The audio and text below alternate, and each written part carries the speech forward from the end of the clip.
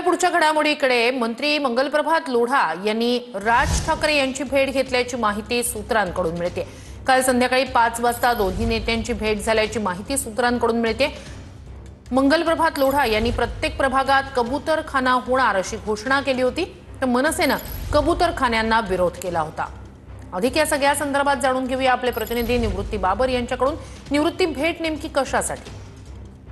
नक्कीच आपण पाहतोय की 1.5 महिन्यानंतर पुन्हा एकदा कबूतरखान्यांचा प्रश्न ऐरणीवर आलाय, कारण की बोरिवलीमध्ये एक नवीन कबूतरखाना जो आहे तो उघडण्यात आलेला आहे। त्यानंतर मंगलप्रभात लोढा यांनी जी प्रतिक्रिया दिली होती की प्रत्येक वॉर्डमध्ये एक कबूतरखाना होईल अशी घोषणा जी आहे ती त्यांनी केली होती। त्यानंतर मंत्री मंगलप्रभात लोढा यांनी मनसे अध्यक्ष राज ठाकरे यांची शिवतीर्थ निवासस्थानी काल 5 वाजता भेट घेतल्याची सूत्रांची माहिती आहे। कारण की अगोदर आपण पाहत होतो की मनसेच्या पर्यावरण सेनेकडून या संपूर्ण कबूतरखान्यांना विरोध जो आहे तो मनसेच्या वतीनं करण्यात आला होता आणि त्यानंतर कबूतरखाने बंद केल्यानंतर देखील मनसेनं आपली भूमिका जी आहे ती त्यांनी घेतली होती। त्यानंतर ज्या पद्धतीनं 2 दिवसापूर्वी लोढा यांनी दिलेली प्रतिक्रिया आणि त्यानंतर कालची भेट, त्यामुळे कबूतरखान्यांसंदर्भातच ही भेट असावी अशी चर्चा जी आहे ती नक्कीच निवृत्ती, धन्यवाद तुम्ही दिलेल्या माहिती।